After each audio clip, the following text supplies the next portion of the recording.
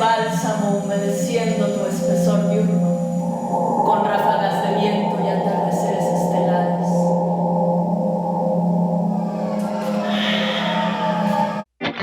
¿Cómo ha sido el mundo desde tu experiencia? Porque entre más compartamos, mejor. Nos da posibilidades de entender nuestras semejanzas y comprender nuestras diferencias sin juzgar, desde cero. Soy Lalo Silva y esto es Entrevista desde Cero.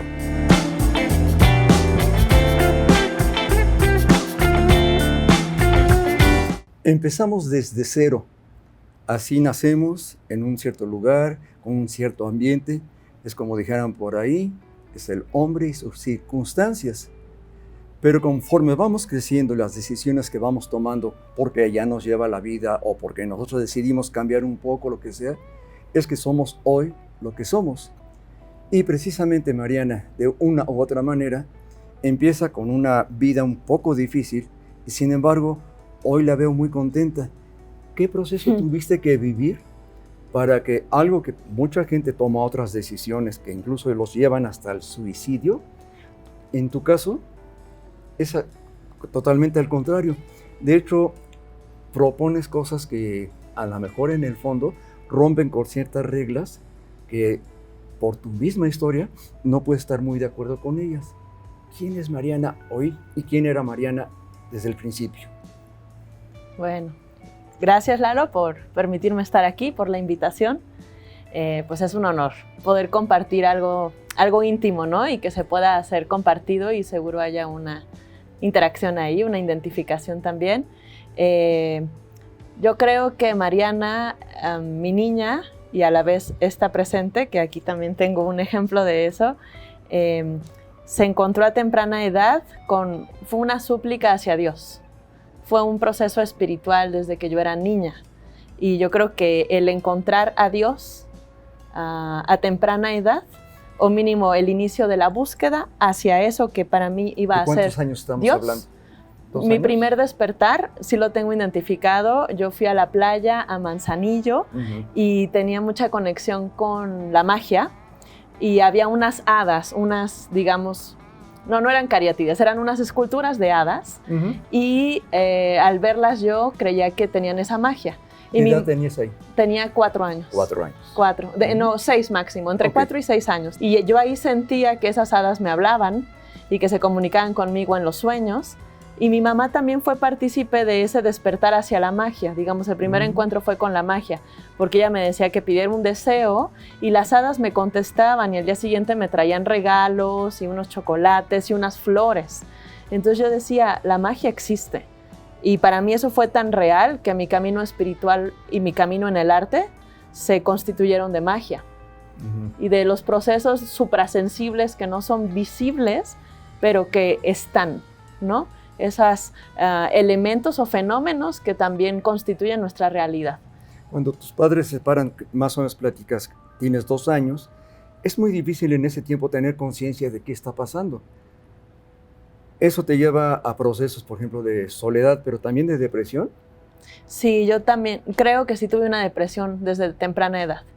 Más ansiedad. Pero de alguna manera la ansiedad y la depresión a veces son un cuadro mixto, ¿no? Y sí se puede dar desde la infancia.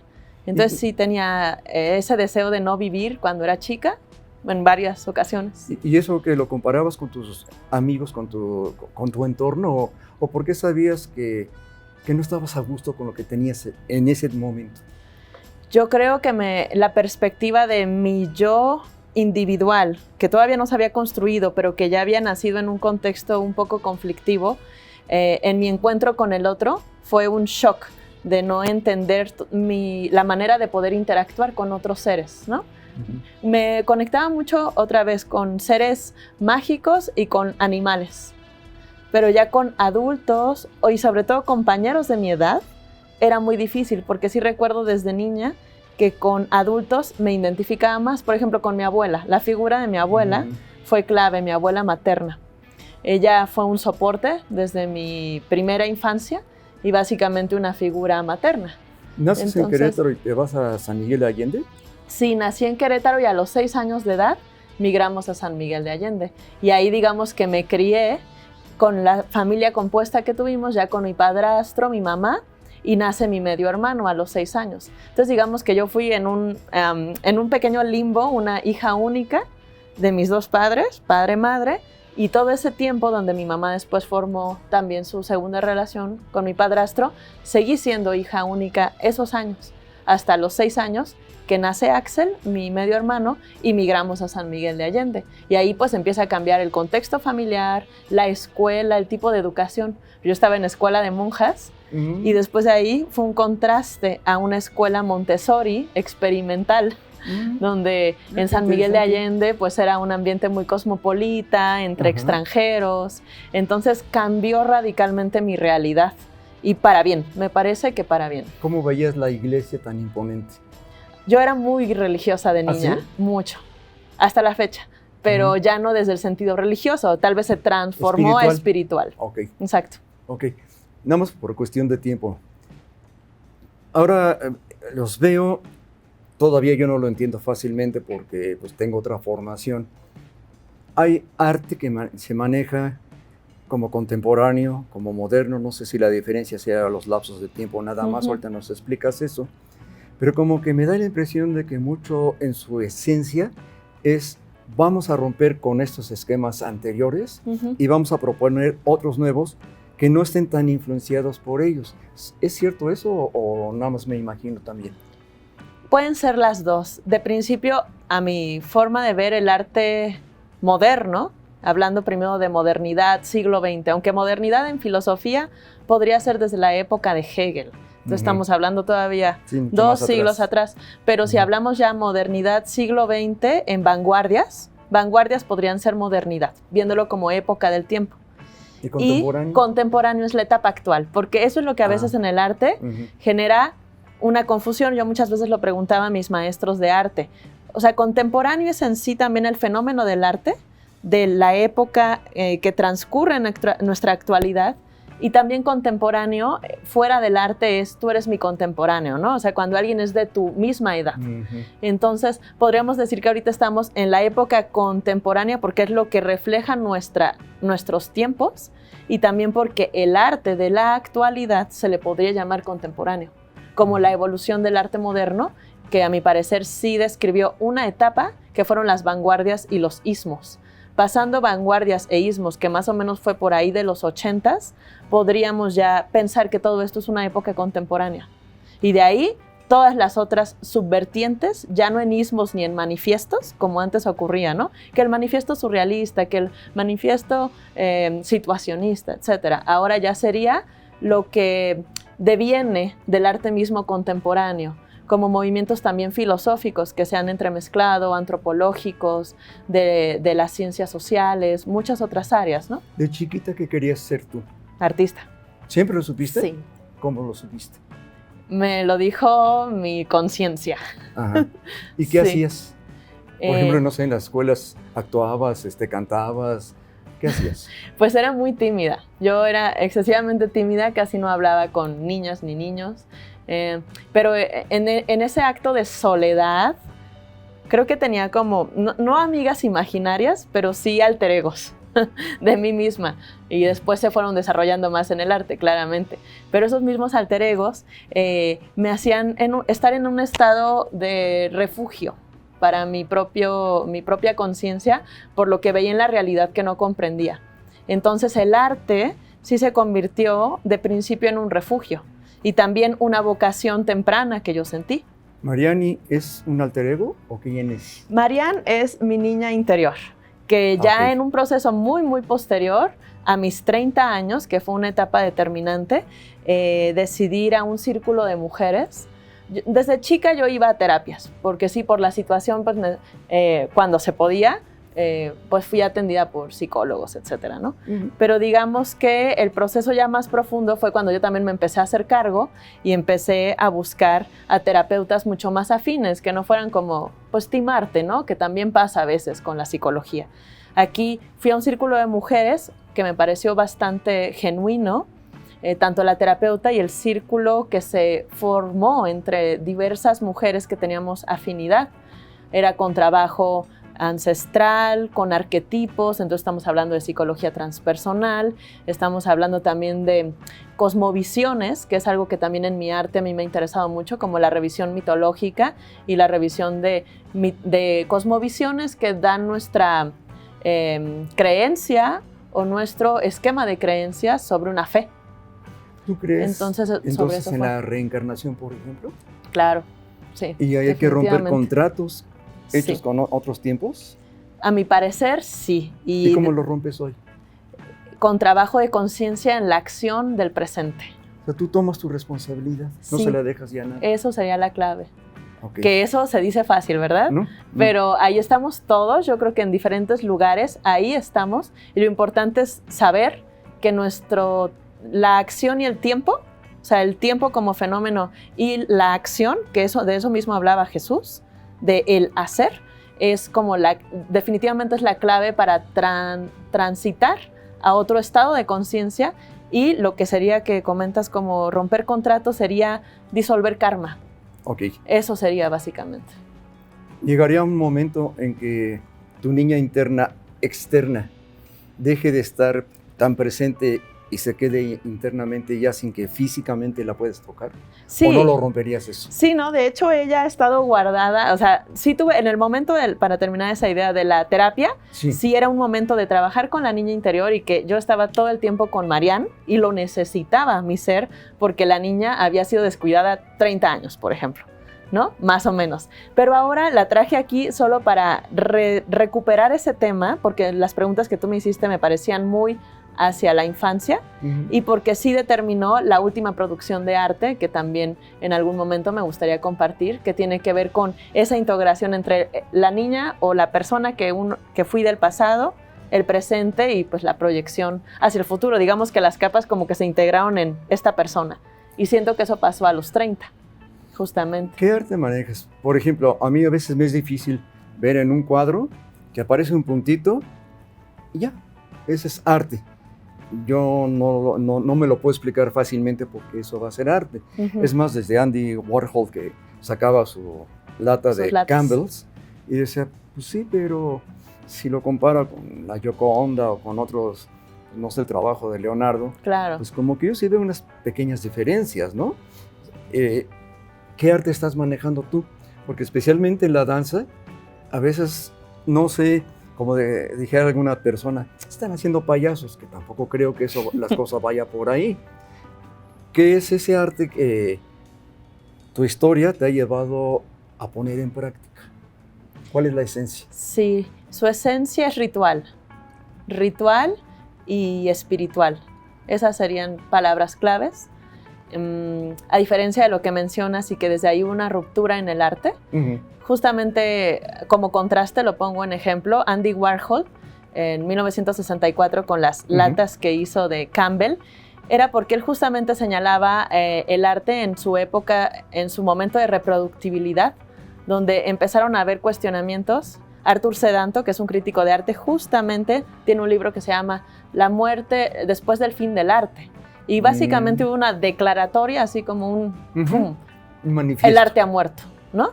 Y que de alguna manera, bueno, a mi parecer y el de muchas personas que estamos aquí presentes, no es que el arte haya muerto, pero de alguna manera tal vez sí fue un cuestionamiento de que lo que estaba sucediendo definitivamente ya estaba llegando a una época de caducidad para una nueva renovación, como lo son los ciclos planetarios, los ciclos cosmogónicos.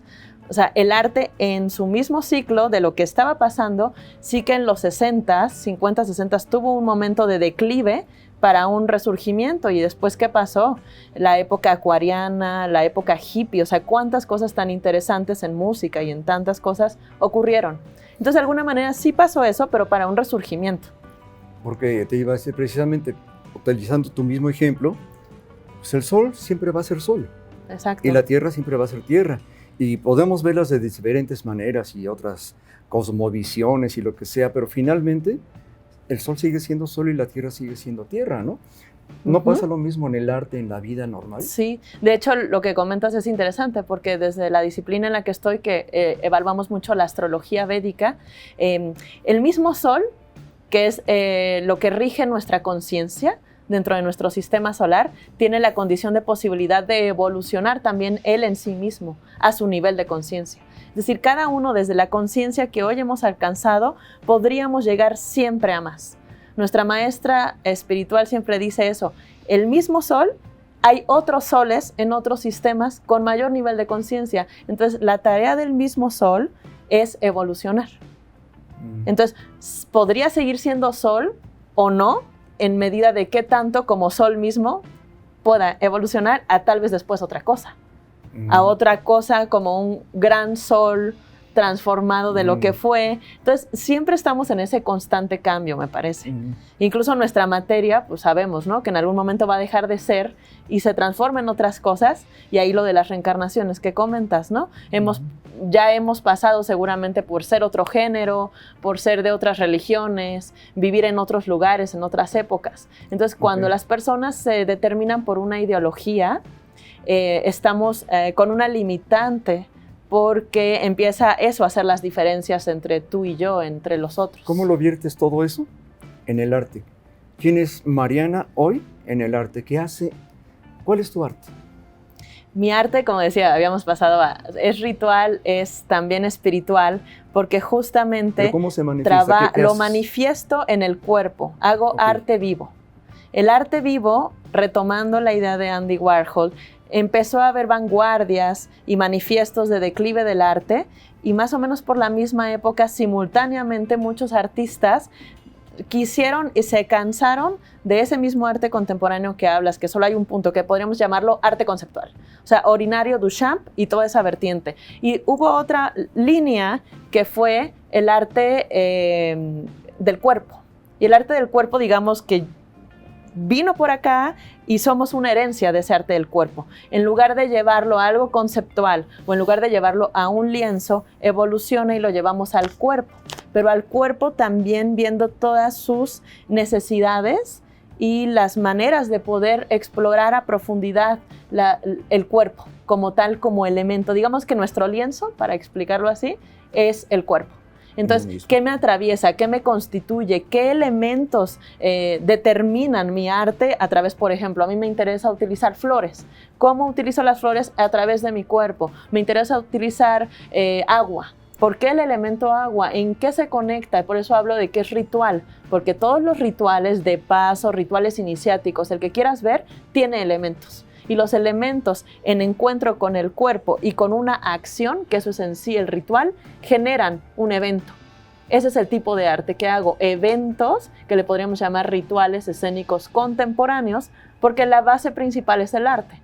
Hay rituales que existen, ¿no? Así, el ritual de los danzantes, el día de la Santa Cruz, pero es en un contexto antropológico. ¿Qué pasa si ese contexto lo llevamos al arte? Entonces tiene otro lenguaje, pero se enmarca también por lo antropológico. O sea, tomamos de ahí.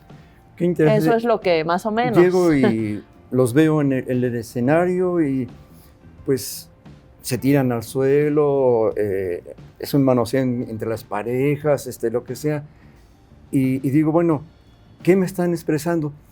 Porque en general, lo que acabas de explicar, que se me hace muy interesante, ¿por qué no nos los explican antes de ver una función? Antes de empezar a ver, decir, bueno, ¿y por qué están tirando? Lo que sea. Te trato de decir, por ejemplo, lo veo en la música, que es donde yo tengo más experiencia en eso.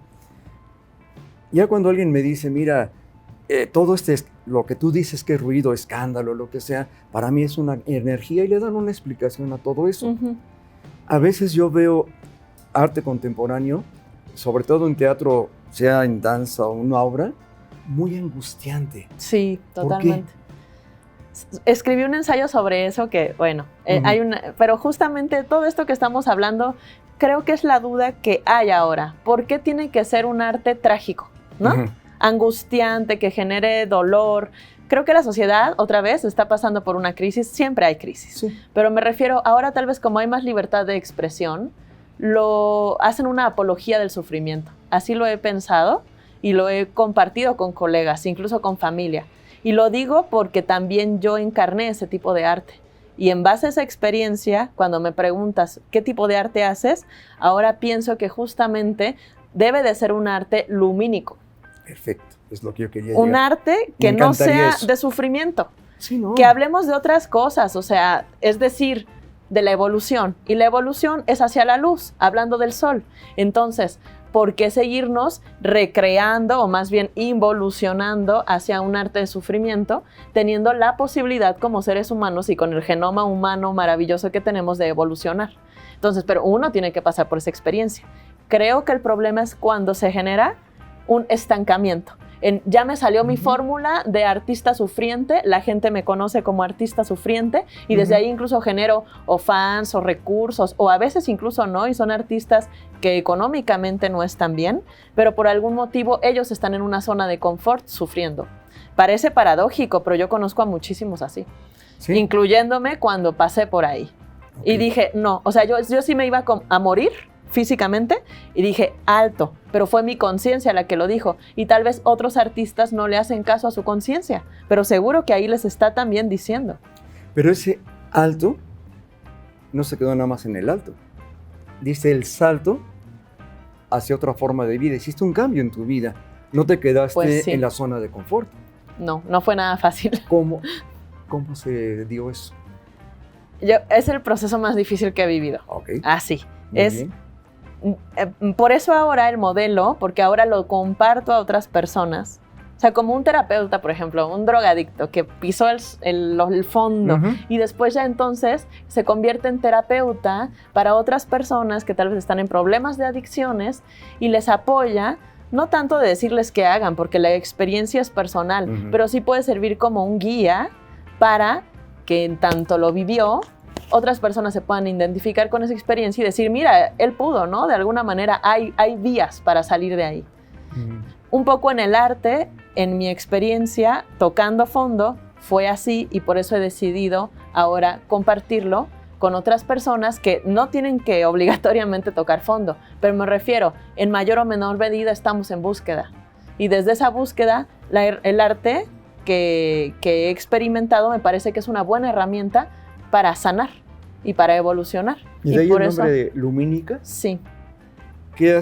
Voy a ver algo de Lumínica. ¿Qué estoy esperando ver con todo lo que me has platicado? Porque me interesa. Un proceso de personas como tú o como yo, que están en su transitar por la vida y que aparte a través de herramientas artísticas, con técnica y con un desarrollo, expresan sus propias vivencias a través de una mitología. Porque todos tenemos una mitología y ahí se entrecruza el ritual. En esa mitología, por ejemplo, hay arquetipos y Jung habla de eso y todos los tenemos. Por ejemplo, decir, mis alumnas ahorita están explorando ya mitos griegos, ¿no? Entonces yo me identifiqué con la historia del Minotauro. A ver, ¿qué hay en mí del Minotauro para que haya una correlación psíquica y que yo quiera encarnar ese proceso? A mi propio entender, pero el boceto de esa historia en algo se enmarca con lo mío y desde ahí es mucho más fácil construir que en el vacío, ¿no? ¿Hay algún ejemplo que nos puedas platicar de lo que tú viviste y cómo lo adaptaste o adoptaste? Sí. El mito que yo elegí fue Inanna. Inanna de la mitología sumeria, que también es llamada Ishtar. Ella, en los procesos de inmersión hacia el mito personal, que es de lo que habla Joseph Campbell, que es un teórico con el que ahora ya como metodología trabajo en mis talleres de arte vivo. Antes yo lo hacía muy desde el, ¿cómo se dice esto? El palomazo, ¿no? Así nada más, pues yo siento esto y va saliendo. Investigaba siempre, siempre la autodidaxia fue, pero era más desde el desconocimiento y la necesidad del hacer.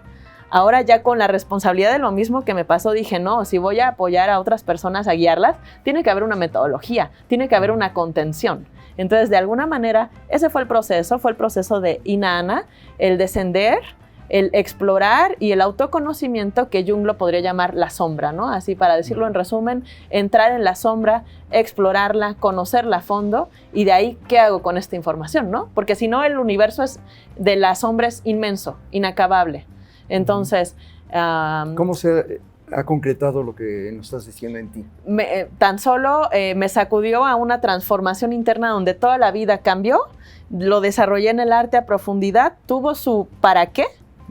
Porque desde ahí el proceso de vida terapéutico de inmersión tuvo repercusión en mi persona. Es decir, ahí es donde veo que sí tiene una función el arte como sanación y como evolución, porque no fue una ficción actoral, fue un proceso vivencial. Y ese proceso vivencial llevó a una transformación de lo que era y que yo quería transformar a lo que soy. Y fue gracias al arte en cómo decidí llevarlo. Entonces realmente es una gran herramienta. Si uno lo puede y se compromete a vivirlo con ese nivel de profundidad, hay que profundizar. Pero hay que salir. Ya no hay diferencia tanto en el ritual del teatro, de la danza y en tu vida cotidiana. Ese también es un problema y una cosa a favor también, porque con actores pasa que se meten tanto en un personaje y si ese personaje psicológicamente tiene determinantes complejas, la persona se puede quedar ahí. Entonces, ¿cómo salir también de allá? Bien, pues te agradecemos pues muchas porque gracias. El tiempo de veras Lo sé. nos quita mucho. Gracias. Y sobre todo, pues cada uno de nosotros tenemos que tener muy claro, si hay oscuridad, acuérdense, basta con que entre un rayito de luz, de sol, para que ésta se vaya eliminando o desaparezca. Si lo viéramos desde ese punto de vista, la oscuridad no existe. Ese efecto de falta de luz. Seamos luz. Enseñanza de vida. La vida es sencilla, nosotros la complicamos. Soy Lalo Silva. Esto ha sido Entrevista desde Cero. Y si el universo se sigue confabulando, la próxima semana nos volveremos a ver.